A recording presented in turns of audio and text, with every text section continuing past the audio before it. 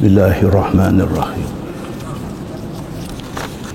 Assalamualaikum warahmatullahi wabarakatuh. Innal hamdalillah nahmaduhu wa nasta'inuhu wa nastahdihi wa nastaghfiruh. Wa na'udzu billahi min shururi anfusina wa min sayyiati a'malina. Man yahdihillahu fala mudilla lahu wa man yudlil fala hadiya lahu. Ashhadu an la ilaha illallah wahdahu la syarika lah wa ashhadu anna Muhammadan abduhu wa rasuluh. Wa nusalli wa nusallim ala nabiyyina al-karim wa ala alihi wa sahbihi ajma'in. Amma ba'd. Ayyuhal mu'minun ittaqullah. Usikum wa iyaya bitaqwallah. Faqad fazal muttaqun. Muslimin dan muslimat, mudah-mudahan dirahmati Allah Subhanahu wa ta'ala. Dalam sebuah hadis riwayat daripada Sa'ad bin Abi Waqqas radhiyallahu anhu, kata dia, qala Rasulullah sallallahu alaihi wasallam, min sa'adati ibni Adam salasah wa min shiqwati ibni Adam salasah. Min sa'adati bani Adam al-mar'atu salihah wal maskanu salih wal markabu salih. Wa min shiqwati bani Adam al-mar'atu su' wal maskanu su' wal markabu su'. Atau kama qal, hadis sahih riwayat Imam Ahmad. Daripada Sa'ad bin Abi Waqqas radhiyallahu anhu, dia kata Nabi sallallahu alaihi wasallam bersabda, Nabi kata tanda bahagia satu orang manusia itu ada tiga. Tanda sengsara ataupun tanda penat. Dalam syarah hadis ni dia kata syiqwah. Syiqwah ini sengsara, tak seronok, derita, itu semua syiqwah. Syiqwah juga membawa maksud ta'ab, dia kata penat. Di antara tanda penat ataupun sengsara satu-satu manusia itu juga ada tiga. Min sa'adati bani Adam, di antara tanda satu-satu orang manusia itu bahagia, hidup dia happy, hidup dia tak ada serabut, ialah yang pertama al-mar'atu salihah. Dalam syarah hadis dia kata bukan sengaja, bukan kebetulan Nabi sebut al-mar'atu salihah itu nombor satu, tetapi Nabi sallallahu alaihi wasallam purposely sebut al-mar'atu salihah itu nombor satu. Di antara tanda satu orang manusia itu bahagia, jiwa dia tenang, tenteram, hidup dia happy, ialah sekiranya dia ada isteri yang baik. Menyebut al-mar'atu salihah, isteri yang baik itu di nombor satu itu bukan saja-saja,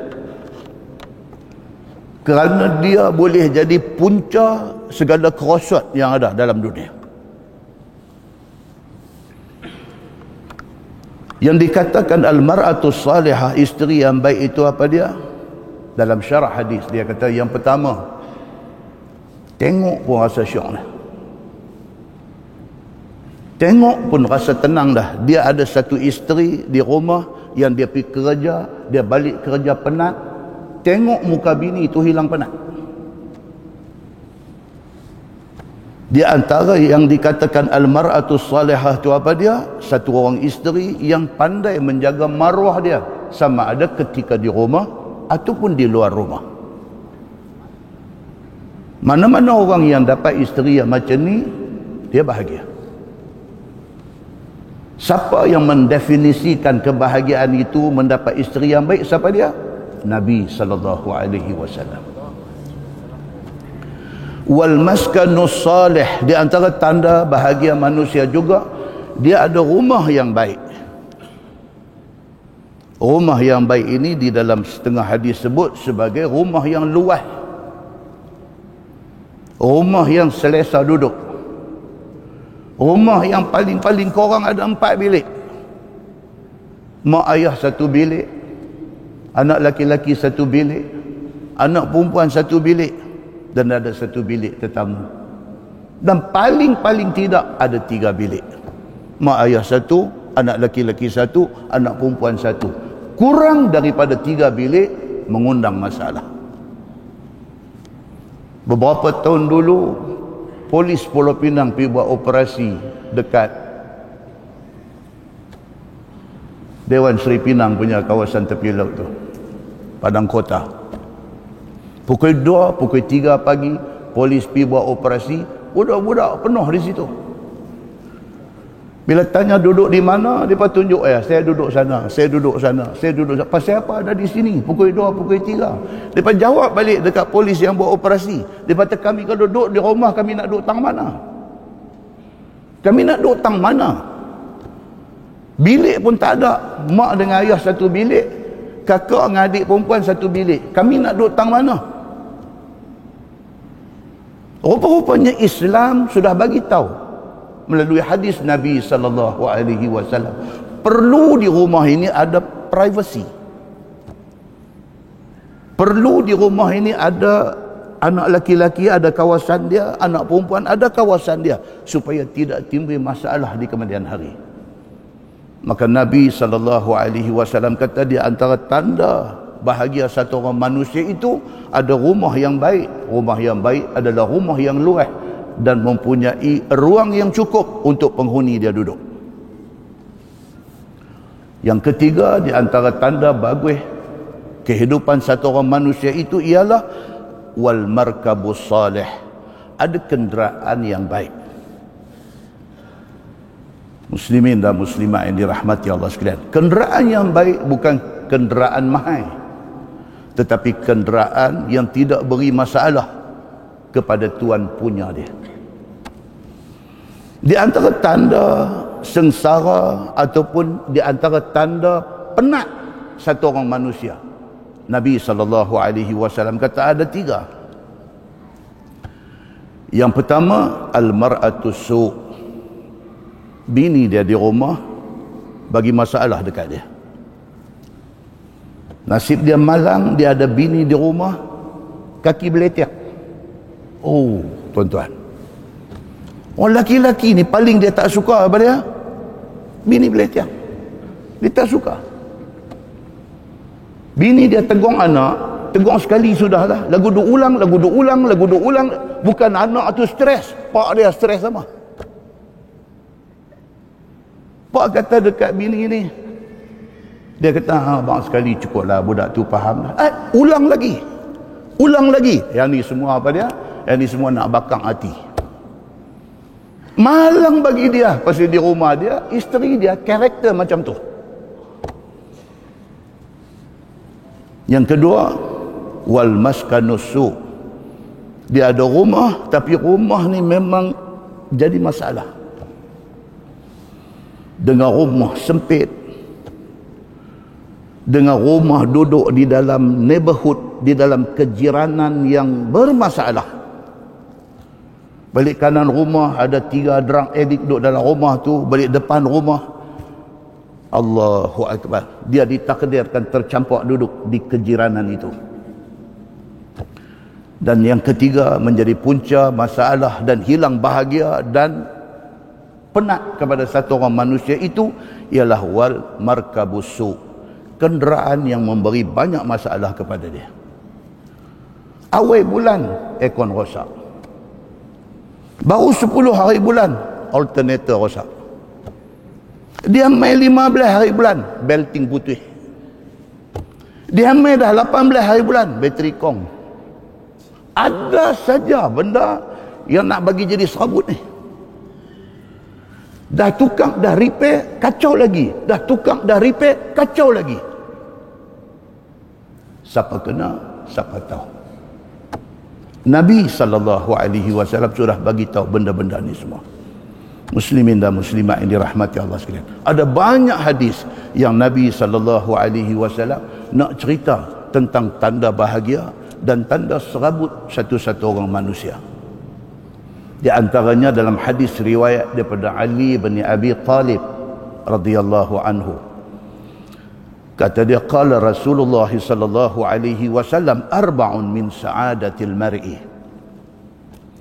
an takuna zawjatuhu salihah wa auladuhu abraran wa khulata'uhu salihin wa an yakuna rizquhu fi baladihi. Atau kama qal, hadis itu kata Imam As-Suyuti dhaif. Maksud dia, Nabi SAW bersabda, Nabi kata ada 4 tanda bahagia satu manusia. Satu, zaujatuhu salihah. Sama juga dia sebut isteri yang baik. Sangat penting, sangat signifikan, sangat important tuan-tuan, mendapat isteri yang baik ni. Kalau kita baca sebaliknya pula, orang perempuan juga perlu mendapat satu suami yang baik. Kalau suami baik, isteri baik, aman rumah tangga itu. Wa auladuhu abraran. Di antara tanda bahagia satu manusia ialah dia dapat anak yang abraran, anak yang baik-baik. 3 orang anak, 5 orang anak, 10 orang anak, semua bagus. Bukan bagus dari segi pencapaian dalam pelajaran sahaja, bagus akhlaknya, hormat ibu bapa dan orang tua-tua, dengar cakap taat Allah, taat Rasul dan taat kepada ibu bapa dia. Tidak ada yang lebih bahagia bagi orang tua-tua melainkan mendapat anak yang baik-baik. Wa khulata'uhu salihin. Dan juga dia ada kawan yang dia duk bergui bercampur hari-hari, dan mereka ini orang-orang yang salihin, orang yang baik-baik. Dia berkawan dengan orang yang baik-baik, orang yang tidak bawa dia ke jurang neraka, sebaliknya orang yang sentiasa mengajak dia kepada kebaikan. Kalau itu yang ada di keliling dia, dia mendapat kebaikan dunia dan akhirat. Wa yakuna rizquhu fi baladih. Dan Nabi kata tanda baik seorang manusia itu ialah apabila dia boleh mendapat rezeki daripada negeri sendiri. Dia dapat rezeki daripada negeri sendiri. Dia orang Malaysia, dia kerja di Malaysia, rezeki dia dapat daripada hasil kerja di Malaysia. Tuan-tuan boleh bayang kalau kita terpaksa jadi macam saudara-saudara kita di Indonesia yang terpaksa main negara kita untuk cari makan. Tuan-tuan boleh bayang 5 tahun lagi, tuan-tuan boleh bayang 10 tahun lagi, kalau dengan trend yang ada hari ini, Kelang ada shutdown, Kelang 1 tutup, Kelang 2 tutup, Kelang 3 tutup, semua orang yang duk kerja, satu Kelang ada 1,500 orang, satu Kelang ada 3,000 orang, satu Kelang ada 5,000 orang, nak pergi kerja di mana mereka ni? Kelang tutup. Dengan umur sudah main 45, dengan anak tak lepas rumah lagi duk ada berapa, dia tak boleh duduk di rumah goyang kaki, anak-anak semua nak bergantung kat dia. Dia nak pergi kerja di mana? Dengan tempat kerja tutup. Tuan-tuan boleh bayang 5 tahun lagi, boleh bayang 10 tahun lagi, kita kena bawa beg, galah beg pergi kerja di Myanmar. Tuan-tuan boleh bayang tak 10 tahun lagi kita terpaksa bawa beg pergi nak menagih rezeki di Vietnam. Pasal hari ni Kelang-Kelang di Malaysia tutup, Kelang di Penang tutup. Dia pergi Vietnam, dia pergi ke Myanmar, dia pergi ke India, dia pergi ke negara-negara lain. Pasal apa? Pasal kita sudah tidak memberi satu suasana yang kondusif kepada mereka untuk buka Kelang di sini. Adakah itu mustahil lagi 5 tahun kita jadi macam orang Indonesia yang nak kerja di sini? Mustahilkah 10 tahun lagi kita akan jadi macam Rohingya yang nak cari makan di sini? Kita mungkin kata kita tak apa dah, kita duduk dalam comfort zone, dalam zon yang selesa. Tonton tengok anak-anak kita di rumah. Berapa orang anak kita ada? Kalau anak-anak kita semua dah ada kerja, dah nampak comfortable, tonton tengok cucu kita. Ini semua generasi yang kena cari makan untuk nak kerja, untuk nak menyambung kelangsungan hidup. Kalau sekiranya keadaan dan tren yang ada hari ini berterusan, apa akan jadi kepada masa depan generasi anak cucu kita yang akan datang? Muslimin dan muslimat yang dirahmati Allah sekalian, isu hidup bahagia di dalam dunia ini bukan isu main-main. Ini isu yang sangat serius, kerana itu disebut oleh Nabi sallallahu alaihi wasallam. Tuan-tuan cuba bayangkan, katalah kita ni jadi multimilioner. Multimilioner maksudnya bukan dalam bank ada 1 million, bukan kata dalam tabung haji ada 2 million. Multimilioner ni maksudnya kurang-kurang 100 juta kata. Kita ni bayangkan jadilah, walaupun tak ada sungguh, bayangkan kita ada multimilioner. Kita ni multimilioner, kita ada ratus juta dalam simpanan. Tuan-tuan bayangkan kereta yang menjadi idaman orang yang ada ratus juta ni, kereta apa tuan-tuan? Dia bayangkan Ferrari, dia bayangkan kereta Bugatti, benar tak? Dia bayangkan kereta Bugatti, dia bayangkan nak pakai kereta Porsche. Sebut begitu, tak ada sebut Porsche kan? Masuk dalam Google, cek tengok dia punya pronunciation dia. Dia sebut, kita pun guna terkeluar ayat dia Porsche. Dia sebut pun susah dah, belum kata nak beli lagi. Porsche. Orang yang ada ratus juta ni, dia tak tengok kereta Mercedes, dia tak tengok BMW, dia tak tengok Audi, dia tak tengok Bentley pun dia tak tengok. Dia duk tengok Ferrari, dia duk tengok Bugatti. Pasal apa? Masing-masing punya keinginan sesuai dengan masing-masing punya duit. Muslimin dan muslimat yang dirahmati Allah sekalian, bayangkan orang yang ada ratus juta ni nak cerita kita bahagia atas dunia ni. Bayangkan orang yang ada ratus juta ni, dia nak beli rumah, dia bukan nak beli rumah di Tropicana, Kuala Lumpur. Dia bukan nak beli rumah di Damansara. Dia bukan nak beli rumah di Bukit Tungku. Dia bukan nak beli rumah di Jalan Duta, di Taman Duta, KL. Dia bukan nak beli rumah di Bukit Bandaraya. Tuan-tuan, ni tempat-tempat yang kita sebut ni, ada masa pergi Kuala Lumpur saja round. 2 kali kita round, kita polis main tanya, pasal apa ada orang pun ni. Ni tempat yang kita sebut tadi ni, Bukit Tungku, Bukit Bandaraya, Bukit apa di Kuala Lumpur ni, kita lalu tengok, kita tadi tani ke Istana Negara. Ini bukan istana tuan-tuan, ini rumah orang kaya yang ada ratus-ratus juta, mereka duduk situ. Tapi orang yang lagi kaya daripada tu, dia nak cari rumah di mana? Dia nak cari rumah di France, dia nak cari rumah di Malibu. Tuan pernah dengar? Kita pernah dengar Pongsu 1000 dengan Pasir Gebu. Ini Malibu tuan-tuan, satu kawasan di California, di Amerika, yang menjadi tempat selebriti dunia ada rumah di situ.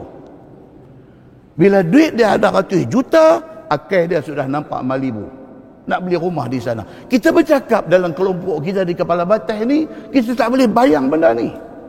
Tapi tuan-tuan, di Malaysia ada orang kaya macam ni, yang kaya dia ni sampai ke tahap nak beli rumah di Malibu. Muslimin dan muslimat yang dirahmati Allah sekalian, bayangkan orang-orang yang macam ni, yang kita sangka mereka bahagia ni, mereka sembahyang subuh di Kepala Batas, mereka sembahyang maghrib di Masjidil Haram. Tuan-tuan muslimin dan muslimat yang dirahmati Allah sekalian, pendek kata tidur malam sambil senyum, jaga pagi esok duk senyum tak habis lagi. Punyalah kita duk nampak senangnya mereka ni semua. Muslimin dan muslimat yang dirahmati Allah sekalian, tuan-tuan boleh bayang tak, dia bangkit-bangkit pagi esok, dia sakit. Ni yang ada rumah di Malibu ni, yang kereta yang dia pakai Bugatti ni, Dia bangkit pagi esok, dia tak boleh nak bergerak turun katil. Dia sudah sakit. Tak sakit apa pun tak tahu. Sifatnya instan. Tiba-tiba sudah kena sakit. Yang sakit itu daripada sakit menjadi sicker, menjadi bertambah sakit, menjadi bertambah teruk, menjadi tenat. Yang finally dia realize, orang yang ada rumah besar di Malibu, orang yang ada kereta Bentley di depan rumah di Malaysia ni, bila dia jaga pagi, dia tak boleh nak bergerak kaki. Dia nak pergi pancong, dia duk nampak daripada katil dia nampak bilik ayam. Dia nak pergi tak boleh. Daripada sehari 2 hari, daripada 2 hari seminggu, daripada seminggu sebulan, sakit dia makin teruk. Sakit dia makin teruk. Dia akan sampai pada satu ketika, dia rasa semua hak ada kat dia ni useless. Pada masa tu kalau orang main tanya dia, anak dia kata, ayah, jom kita pergi rehat di Malibu. Dia kata, Malibu kepala hutang. Dia tak boleh dah. Dia tak mau dengar dah yang ni semua, tuan-tuan. Orang kata apa? Dia kata, the sick person has only one wish. Orang sakit ni, dia tak ada lah. Dia tak ada ingat nak beli rumah di sana, nak beli kereta ni, nak pergi makan angin. Dia tak ada lah. Orang sakit ni, dia cuma ada satu wish. Satu saja hak dia nak minta. Apa dia? Sihat. Nak minta sihat saja. Kalaulah sihat tu Allah boleh bagi dekat dia dengan tukar sebahagian daripada harta dia, dia sanggup. Kerana semua yang dia miliki useless, sudah tidak boleh guna lagi. Tuan-tuan muslimin dan muslimat yang dirahmati Allah sekalian, demikianlah keadaan yang ada di dalam dunia kita pada hari ini. Pentingnya bila Allah bagi kita sihat, Allah bagi kita bahagia, syukur alhamdulillah. Tak ada dalam masyarakat kita, tuan-tuan. Kita tengok dengan mata kita. Menikah, daripada hari menikah, pernikahan dia tu dipanggil wedding of the year. Mau ustaz mana boleh panggil ni, tolong baca doa untuk kenduri kahwin ni. Dia boleh petik mana ustaz dia mau. Mau dia ni, oh mau imam daripada Mekah main untuk baca doa. Dia boleh, dia ada duit. Kita tengok, Masya Allah, kita kata kayanya dia ni. Wedding of the year. Muslimin dan muslimat yang dirahmati Allah sekalian. Orang semua bagi ucapan dekat dia. Wish dia bahagia til jannah. Dulu bahagia sampai ke anak cucu. Lam yang style dia kata bahagia til jannah. Sampai ke syurga. Tuan-tuan, tak dan sampai syurga, tuan-tuan, jadi sebaliknya. Wedding of the year, buat loan, pinjam bank untuk buat kenduri grand ni, bayar loan tak habis lagi, rumah tangga sudah berantakan. Kita tengok wedding dia, kita tak sangka nak jadi macam tu rumah tangga dia. Kita tengok family, kita nampak family ni ada duit, anak-anak semua successful, anak-anak semua berjaya. Dia sendiri habang kat kita, anak dia CEO company, gaji 250,000 sebulan. Tuan-tuan, kita 2,500. Tu pun bangkai lepas. Anak 4 orang, gaji 2,500. Alhamdulillah, lepas belanja. Dia gaji sebulan 250,000, CEO company besar. Anak dia engineer, bukan engineer di sini, engineer di Dubai. Anak dia accountant company, bukan company korporat, company kolong merat. Tuan-tuan, ni hak kita tahu. Maka kita pun sangka keluarga tu sudah tentu keluarga yang cukup bahagia. Tapi kita tak tahu hati mak dengan ayah dia. Betapa mak dengan ayah ni hari-hari makan air mata. Anak CEO gaji 250,000, tak berasa nak balik tengok dia.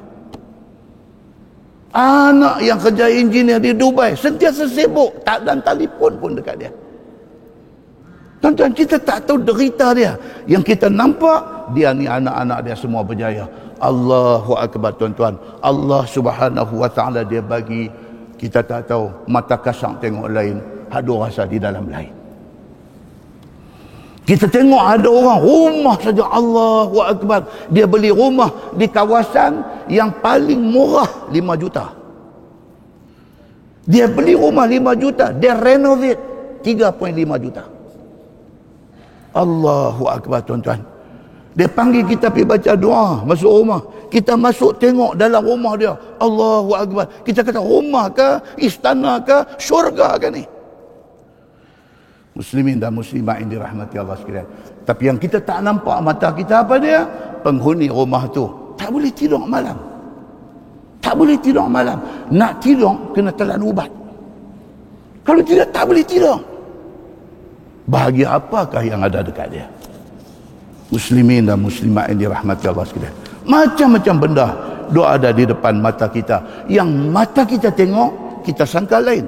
Tapi hakikatnya lain.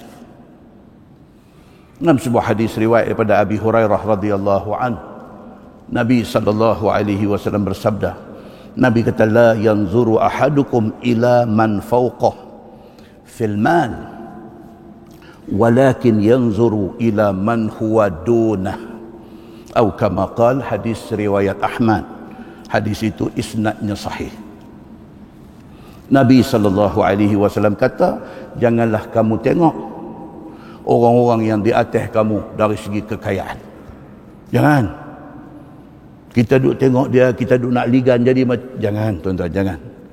Kita pada speed kita, pada kelajuan kita jangan pergi beyond kemampuan kita. Nabi kata apa? Walakin yanzur ila man huwa dunah. Tengoklah orang yang bawah pada kita.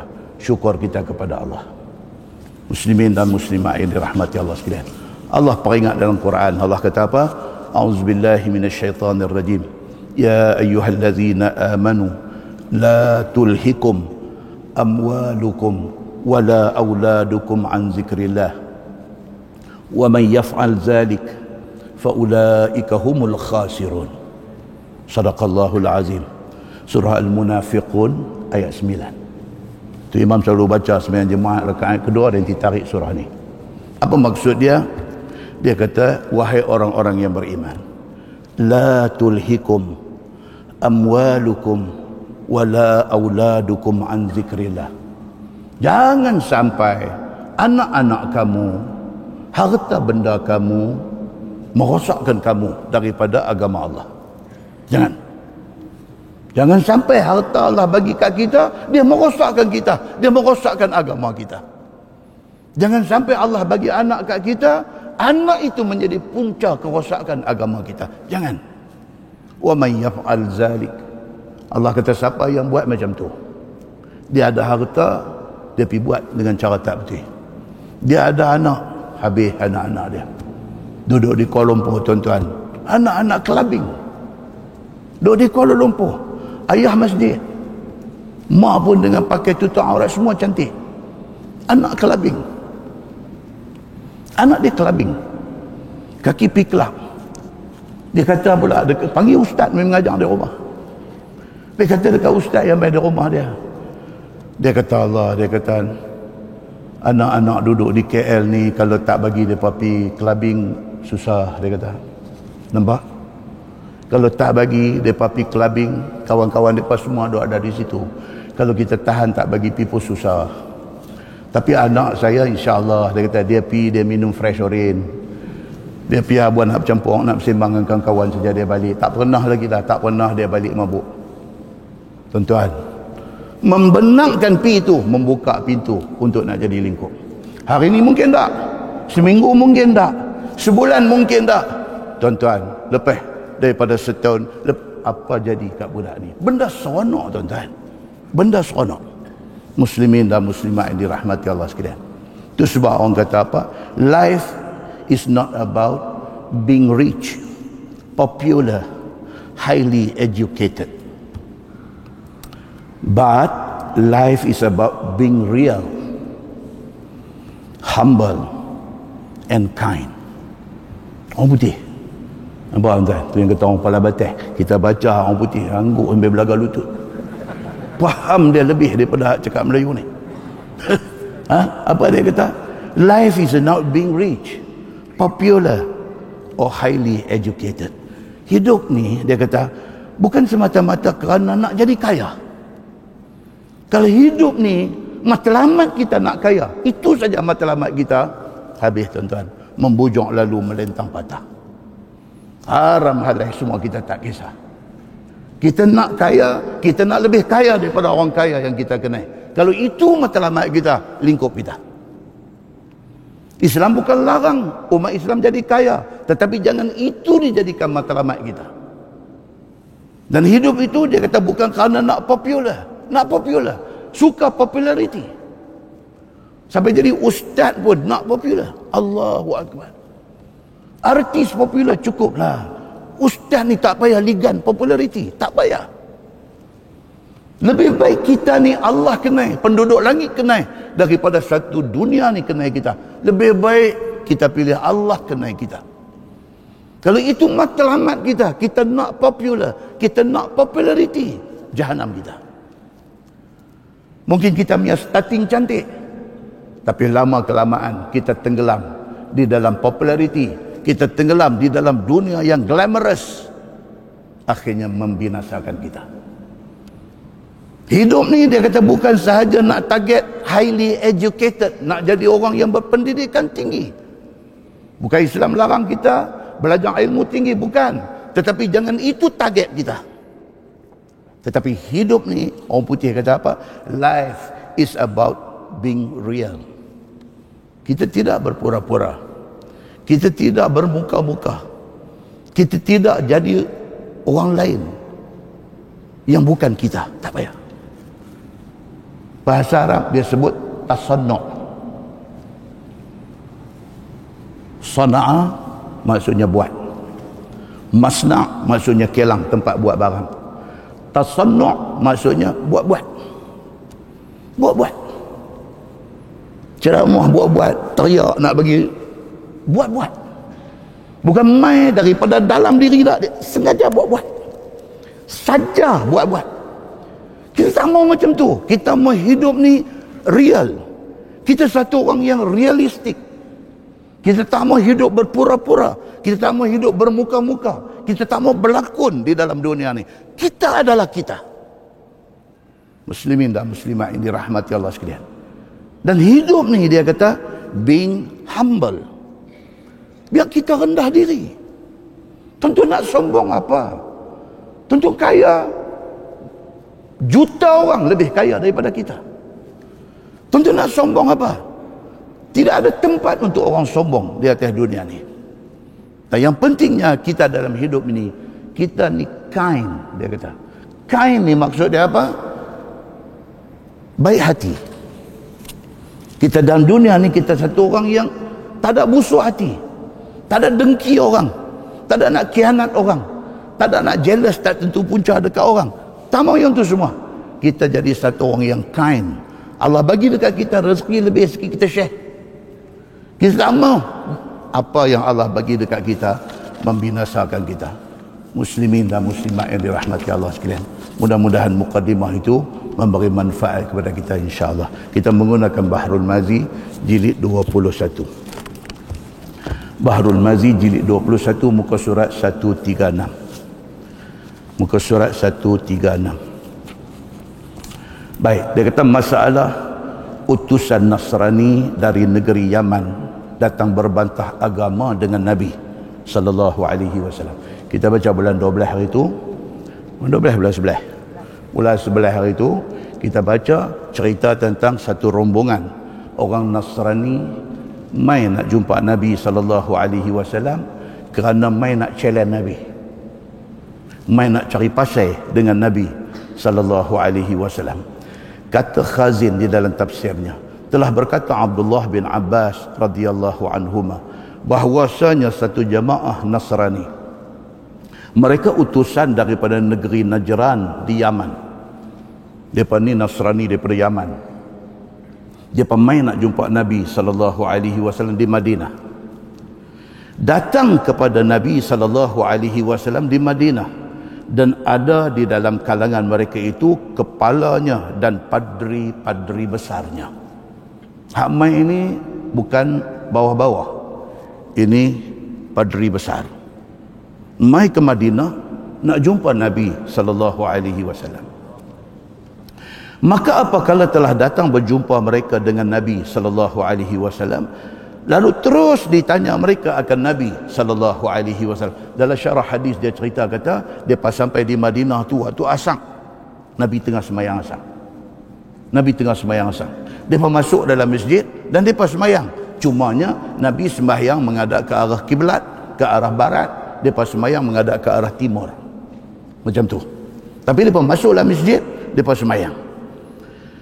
Bila habis saja selesai, kata mereka ni kepada Nabi sallallahu alaihi wasallam, apa macam engkau ya Muhammad? Jumpa Nabi, terus tanya Nabi macam tu, Muhammad macam mana? Engkau sebut Tuhan kami. Mereka kata, hang ni duk mengajak ni orang-orang Islam ni semua, hang ada sentuh Tuhan kami. Dia kata lagu tu.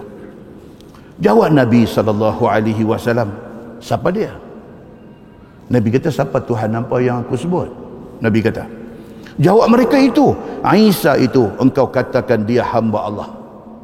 Oh, mereka kata, Muhammad, kami dapat maklumat kata hang duk mengajak orang-orang Islam ni, hang duk bagi tahu kata Isa itu hamba Allah, dia manusia. Dia kata. Jawab Nabi sallallahu alaihi wasallam yang sebenarnya. Nabi kata betul. Memang Isa itu manusia, memang Isa itu hamba Allah, dia kata. Ya, sebenarnya Isa itu adalah hamba Allah. Maka kata Nasrani ini kepada Nabi, adakah seumpamanya? Oh, mereka kata kalau Isa itu lahir tanpa ada bapa, adakah manusia lain yang beranak mai tak ada bapa macam Isa? Mereka tanya Nabi sallallahu alaihi wasallam. Maka jawab Nabi sallallahu alaihi wasallam, firman Allah Subhanahu wa taala, inna mathala Isa 'indallahi kamathali Adam khalaqahu min turab. Bahwasanya Isa di sisi Allah itu umpama Nabi Adam alaihi salam. Dalam Quran bagi tahu macam tu. Isa ni dia macam Adam lah. Isa beranak tak ada bapa. Adam bukan tak ada bapa, mak tak ada bapa, tak ada, Allah jadikan Adam. Kalau hang rasa Nabi Isa ni pelik, beranak mai tak ada bapa, maka dia dianggap sebagai Tuhan. Adam macam mana? Adam bapa tak ada, mak pun tak ada. Macam mana? Dan telah dijadikan daripada tanah. Adam itu Allah jadikan daripada tanah, tiada berbapa dan tiada beribu. Maka siapa-siapa yang mengakukan Allah Subhanahu wa taala kuasa menjadikan orang dengan tiada ibu bapa, maka menjadikan tanpa bapa itu lagi senang pada Allah yang Maha berkuasa. Kalau Isa ni jadi tak ada bapa tapi ada mak, Allah jadikan Adam mak tak ada bapa tak ada, maknanya nak jadikan Isa ni lagi senang. Tak ada mak, dia cuma tak ada bapa, dia ada mak saja. Tak ada bapa, tak ada mak pun Tuhan boleh buat. Ini lagi senang. Itu hujah Nabi sallallahu alaihi wasallam. Maka Isa itu bukan Tuhan dan dia bukan anak Tuhan dan tiada ia bersekutu dengan Tuhan seperti mana i'tikad kamu semua. Terus Nabi kata dekat Nasrani ini, hampa punya i'tikad itu salah.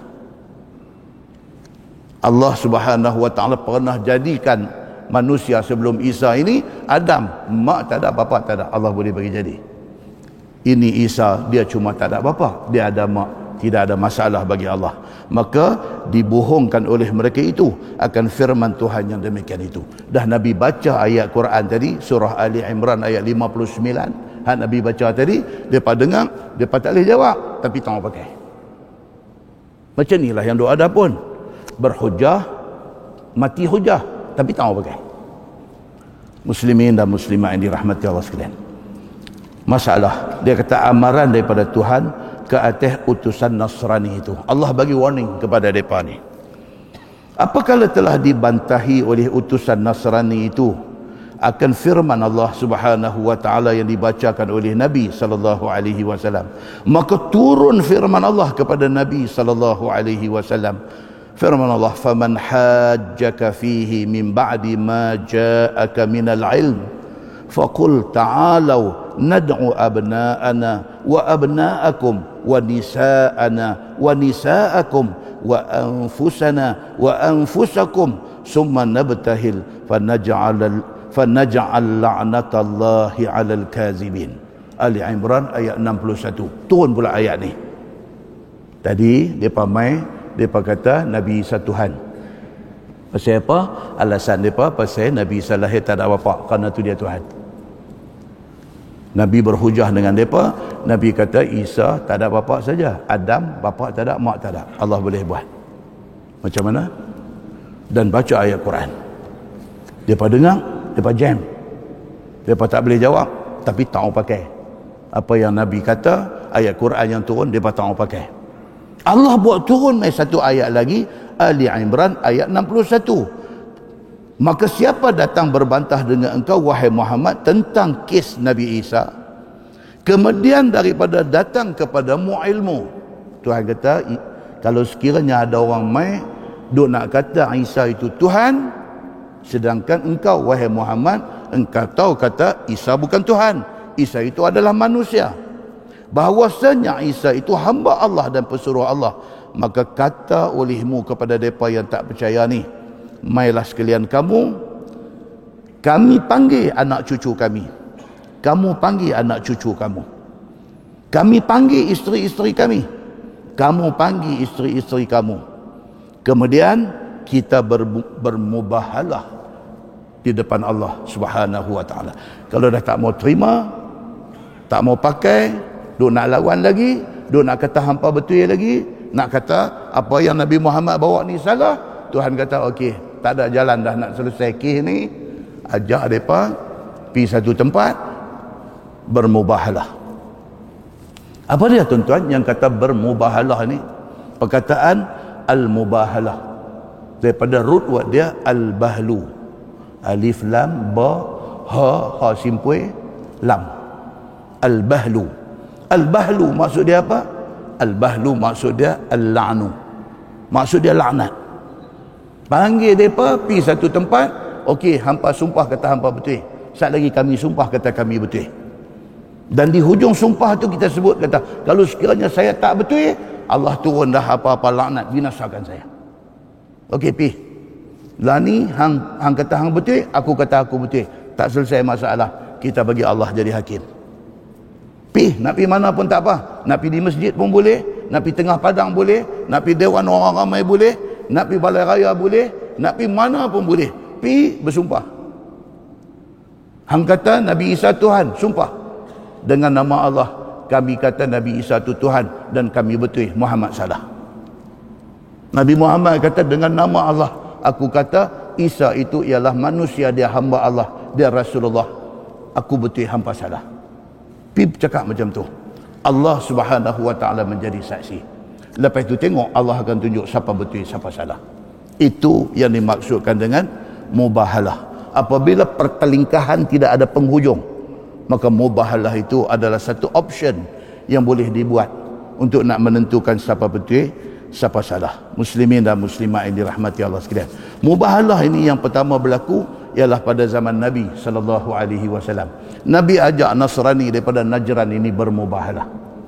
Saat lagi di muka surat berikut dia akan cerita jadi tak jadi mubahalah ni. Bila Nabi cabar mereka terima tak cabaran tu? Kalau mereka terima, apa jadi kat mereka? Kalau mereka tak terima, pasal apa mereka tak terima? Saat kita nanti baca insya-Allah. Tapi itu berlaku pada zaman Nabi sallallahu alaihi wasallam. Masalah dia kata yang terlibat di dalam mubahalah itu ialah apa? Anak cucu Nabi Muhammad sallallahu alaihi wasallam. Baik, persoalannya dia kata apa? Anak cucu Nabi ini siapa dia? Tuan-tuan, satu jangan apa? Jangan duk keliru. Dia ada dua dalam Islam ni. Satu mubahalah dia panggil. Dua pihak tak dapat kata sepakat. A kata B salah, B kata A salah. Maka pi mubahalah, pi sumpah laknat. Dia ada satu lagi, yang tu dia panggil li'an. Tuan-tuan pernah dengar li'an? Li'an ni apa? Li'an ni suami sudah tangkap red-handed isteri dia berzina. Dia pergi pejabat, selalu dia duduk balik pejabat pukul 5, pukul 5.30, pukul 6 baru sampai. Hari itu dia berasa tak sedap badan macam mana ke apa, pukul 12.30 dia balik. Dia balik sampai di rumah nampak ada kereta siapa? Tak kenal. Dia masuk pergi, dia buka pintu, sengap saja. Pergi pintu bilik, buka-buka, bini tengah berzina. Na'udzubillahi min zalik. Tuan-tuan, benda ni berlaku tak? Dalam masyarakat kita duduk-duduk dah ni, berlaku tak tuan-tuan? Berlaku tuan-tuan. Berlaku. Balik-balik tengok, Allahu Akbar, Astaghfirullahalazim, tengah berzina. Terkejut, bangkit, kalang kabut apa-apa semua. Mana dia nak pergi cari 4 orang saksi? Dia seorang balik mai. Baru nak ambil telefon, sini bangkit cunggit lari dah. Jadi nak sabitkan kesalahan bini dia tak boleh. Sebab tak boleh nak buktikan benda ni. Tapi masalahnya mata dia tengok.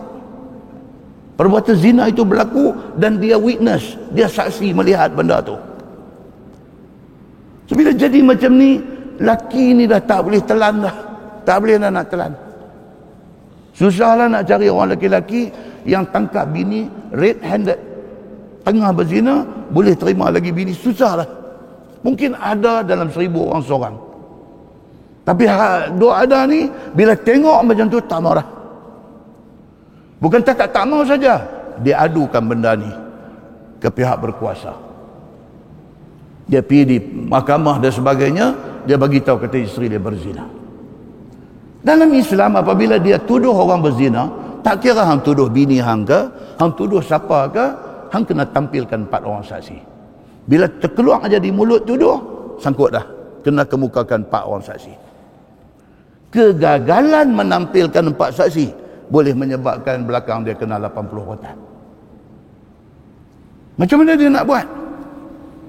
Dia pergi abang dekat mahkamah, dia kata wallahi, menangis teriak air mata darah. Dia kata saya tengok dia berzina, wallahi tak ada pasal saya nak pergi fitnah bini saya.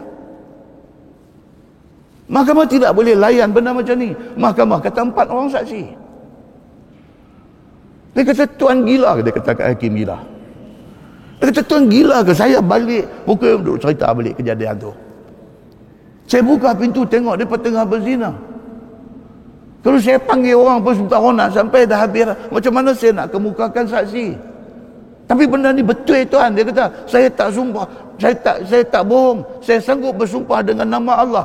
Ambil mai Quran, saya bukan takal junjung, saya pepak makan pun sanggup. Kerana memang saya tengok. Macam ni Mia duk cakap. Tuan-tuan, macam tu Mia cakap. Hakim ni pun dia ada insting. Dia ada satu inner feeling. Dia ada satu naluri dia. Dia tengok ke cara kau ni cakap, dia tahu betul ni. Tapi apa nak buat? Prosedur kena macam tu. You kena ada 4 orang saksi. Bagi suami yang menuduh isteri berzina, dia boleh terlepas daripada kena 80 rawatan dengan syarat dia buat li'an. Dia pergi bersumpah dalam satu majlis li'an ni, dia dengan bini dia bersumpah di depan. Laki sebut 4 kali di depan hakim ni, dia kata demi Allah saya kata bini saya berzina. 4 kali dia kena sebut macam tu. Dan selepas 4 kali, sebelum masuk kelima, hakim kena kata dekat dia, you baik-baik sikit sebelum you sebut sumpah yang kelima ni, kerana benda ni boleh makan diri. Hakim kena peringat dia. Dia kata saya akan sebut, kalau sekiranya saya bohong, saya sedia terima laknat Allah. Dia kata bila habis aja dia kata bini dia akan dikenakan hukum rejam pasal dah kahwin, kena hukum ambil batu punggai sampai mati. Bini boleh selamat atas dunia daripada rejam, dengan dia pula sumpah 5 kali. Dia sumpah kata apa? 4 kali dia kata ya, dengan nama Allah laki saya bohong, dengan nama Allah laki saya bohong 4 kali. Kali kelima dia kata kalau sekiranya laki saya benar, saya sedia mendapat murka Allah. Dia kata macam tu. Dengan berlakunya sumpah li'an, sumpah laknat suami isteri ini, rumah tangga dan ikatan perkahwinan laki-laki perempuan ini berderai dan tidak boleh bersama lagi sampai bila-bila. Muslimin dan muslimat yang dirahmati Allah sekalian, yang tu dia panggil li'an, dia bukan mubahalah. Hak kita cerita tadi mubahalah. Zaman Nabi sallallahu alaihi wasallam jadi benda ni. Dalam sebuah hadis sahih riwayat Imam Muslim, ni cerita li'an ni, kita selit masuk sikit. Dalam sebuah hadis Sahih riwayat Imam Muslim. Jadi cerita ni, satu orang sahabat Nabi bernama Hilal bin Umayyah. Hilal bin Umayyah, dia tengok bini dia berzina. Dia pergi jumpa Nabi SAW, dia report. Dia kata, ya Rasulullah, isteri saya berzina. Dia kata, tuan-tuan, senang tuan-tuan, suami nak tuduh bini berzina ni, Allahu Akbar. Bila dia sanggup tu, Allah. Hilal bin Umayyah pergi depan Nabi, dia kata, ya Rasulullah, saya tengok bini saya berzina dengan satu orang yang bernama Syarik bin Sahma. Dia kata, saya tengok mereka berzina. Nabi SAW bila dengar macam tu, Nabi kata dekat dia, kamu akan kena sebat 80 kali kalau tidak ada saksi. Tak ada, dia kata, memang tak ada saksi. Maka akhirnya Nabi SAW bagi tahu dekat dia prosedur li'an tadi. Sumpah dengan nama Allah, kata bini berzina. Kalau sekiranya dia bohong, Allah laknat dia. Bini pun main deny, main nafi. Bini dia kata, no, saya tak berzina. Laki saya bohong, laki saya bohong, laki saya bohong, laki saya bohong. Yang keempat dia kata, kalau laki saya betul, Allah murka saya, tak apa. Berlaku kepada Hilal bin Umayyah. Dia tuduh bini dia berzina dengan Syarik bin Sahma. Bila dah buat proses li'an ni, rumah tangga mereka pun pecah habis.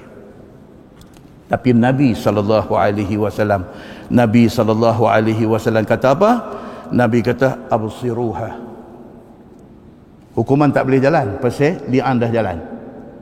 Laki-laki tak kena sebat dan perempuan pun tak kena rejam pasal dua-dua ni dah bersumpah li'an. Tapi Nabi SAW yang menjadi hakim kepada masalah ni, Nabi kata, absiruha. Nabi kata kat sahabat-sahabat ni, kita pakat-pakat tengok isteri kepada Hilal bin Umayyah ni, kita pakat tengok. Fa in ja'at bihi abyad sabtan qadi al-ainain fahuwa li Hilal bin Umayyah. Nabi kita tunggu sampai isteri Hilal bin Umayyah ni beranak. Kalau anak yang keluar esok ni kulit dia fair skin, kulit cerah, Nabi kata sabtan, rambut lurus. Kalau baby yang keluar mai esok ni kulit cerah, rambut lurus, qadi al-ain, dan juga mata dia ni kemerah-merahan. Fahuwa li Hilal bin Umayyah. Nabi kata betul itu anak Hilal. Nabi kata. Sebaliknya Nabi kata, wa in ja'at bihi akhal ja'dan hamsyas saqain. Nabi kata kalau budak beranak keluar mai esok ni, budak ni mata dia hitam, budak ni rambut dia kerinting, ja'dan, kerinting, wa hamsyas saqain, dan perut betih dia kecil.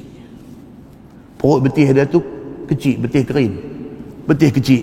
Fahuwa li Syarik bin Sahma. Dia kata itu anak Syarik, memang bini dia berzina betul.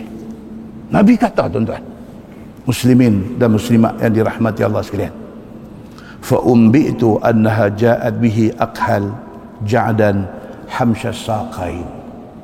Beranak-beranak mai keluar, budak tu sebiji macam muka laki-laki yang dituduh berzina dengan bini Hilal bin Umayyah. Pam kata keluar-keluar mai tengok, Allahu Akbar. Hak Nabi kata tu sudah jadi. Jadi hukuman dijalankan tak kepada bini Hilal bin Umayyah? Tak. Hukuman dunia dia terlepas, akhirat duk tunggu dia. Muslimin dan muslimat yang dirahmati Allah sekalian, itu cerita li'an. Yang kita duk baca ni apa dia? Yang kita duk baca ni cerita mubahalah. Muslimin dan muslimat yang dirahmati Allah sekalian, rumah tangga ni kadang-kadang pening, tuan-tuan. Rumah tangga, tuan-tuan tengok ni, kita duk dalam suasana pandemik COVID-19. Tak, virus ni apa satu gila ada. Dia mai balik. US kes harian sudah meningkat 1 juta lebih sehari. Positif COVID-19 Omicron ni di US 1 juta orang lebih. Sebelah kita Thailand 20 ribu dah duk naik lah ni. Dia mai balik. Tak habis gitu tuan. Tak habis lagi. Pakat-pakat jaga. Muslimin dan muslimat yang dirahmati Allah sekalian. COVID ni pun makhluk Allah. Allah kata apa dia kena dengar. Kita minta kepada Allah, hak tu jangan lupa. Kita duk jaga ni, duk jaga. Kita pakai face mask, kita jaga. Lebih pada tu, kita minta kepada Allah Subhanahu wa taala. Allah saja kalau cakap dia dengar. Muslimin dan muslimat dirahmati Allah sekalian. Dalam tempoh pandemik ni, permohonan cerai runtuh, permohonan nak runtuh rumah tangga. Saya tengok Sinar Harian 12 Oktober tahun lepas. Bulan 10, 11, 12, 1, baru 3 bulan tak sampai lagi lepas.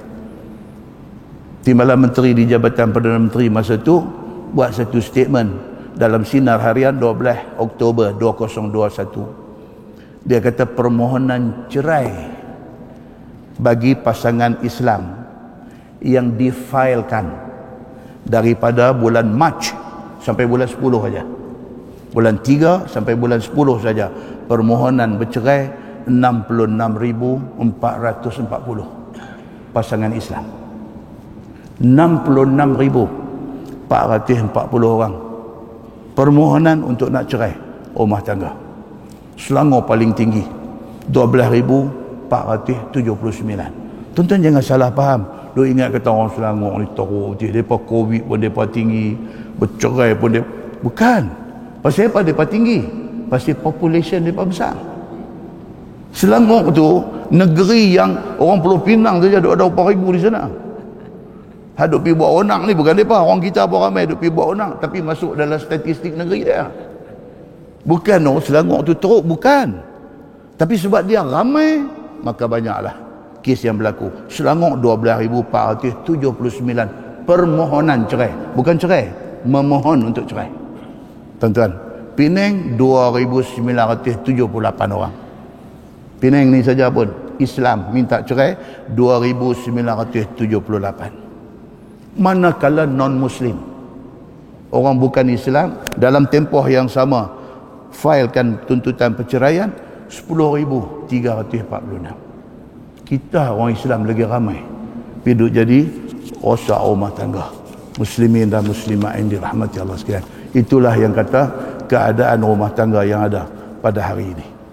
Baik, kita sambung apa? Dia kata anak cucu Nabi Muhammad sallallahu alaihi wasallam itu siapa? Ahlul Bait. Kita dulu dengar orang sebut Ahlul Bait, Ahlul Bait, Ahlul Bait. Siapa Ahlul Bait ni? Siapa depa ni? Ni dia nak beritahu. Dia kata adalah tersebut di dalam hadis yang dikeluarkan oleh Imam At-Tirmizi. Kata hadis dia an Sa'ad bin Abi Waqqas radhiyallahu anhu qala lamma anzalallahu hadhihi al-ayah nad'u abna'ana wa abna'akum da'a Rasulullah sallallahu alaihi wasallam Aliyan wa Fatimata wa Hasanan wa Husainan. Okey, tadi apabila geng Nasrani daripada Najran tak mau pakai ayat Quran yang Nabi baca, tak mau pakai. Allah suruh Nabi ajak mereka bermubahalah, sumpah laknat. Ajak mereka mai bermubahalah, ajak mereka mai sumpah laknat. Okey. Prosedur nak buat sumpah laknat ni apa dia? Dalam Quran ni ayat kita duk baca ni. Allah Subhanahu wa taala suruh dua pihak yang nak bermubahalah ni bawa segala anak bini keluarga mai di tempat nak buat sumpah laknat ni. Bawa mai anak bini. Siapa suruh ni? Allah sebut dalam Quran, nad'u abna'ana wa abna'akum. Kami panggil anak-anak kami, hampa panggil anak-anak hampa. Panggil mai semua. Da'a Rasulullah sallallahu alaihi wasallam Aliyan. Bila Nabi sallallahu alaihi wasallam kata panggil keluarga, Nabi panggil Sayyidina Ali bin Abi Talib. Wa Fatimata, Nabi panggil Fatimah anak Nabi. Wa Hasanan, Nabi panggil Sayyidina Hasan, cucu Nabi. Kecil masa tu. Wa Husainan, dan panggil cucu Nabi Sayyidina Husain. Panggil mai untuk berada di dalam majlis mubahalah, majlis nak sumpah laknat ni. Panggil keluarga terdekat mai. Dalam tafsir ayat dia cerita pasal apa yang panggil keluarga terdekat. Pasal apa panggil bini, pasal apa panggil anak, pasal apa panggil menantu, pasal apa panggil cucu, pasal apa? Pasal benda yang nak disumpah laknatkan ini benda besar. Maka panggil orang yang dekat-dekat ini menunjukkan seriusnya benda itu.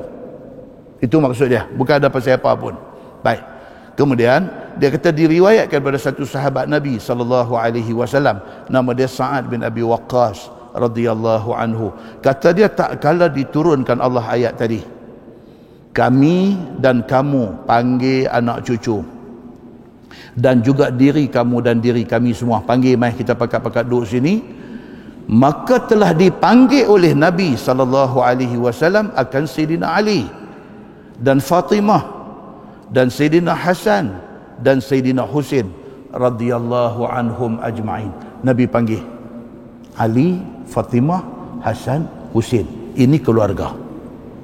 Maka berdasarkan hadis ini, sebahagian ulama kata apa? Yang kata Ahlul Bait itu ialah Nabi, Fatimah, Ali, Hasan, Husain. Ini 5 saja. Sebahagian ulama, khususnya golongan Syiah. Syiah bila kata Ahlul Bait, dia kunci 5 orang ni.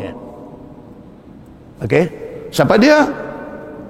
Fatimah, anak kesayangan Nabi. Saya nanti baca hadis berkaitan dengan seorang-seorang ni, nak tunjuk how close depa ni dengan Nabi sallallahu alaihi wasallam. Panggil Fatimah, panggil Husain, panggil Hasan, panggil Ali, panggil Husain. 5 orang termasuk dengan Nabi untuk sama-sama berada di tempat nak bersumpah laknat dengan Nasrani yang mai daripada Najran ini. Kemudian sabda Nabi sallallahu alaihi wasallam, faqala Allahumma haula'i ahli. Itu perkataan Nabi sebut.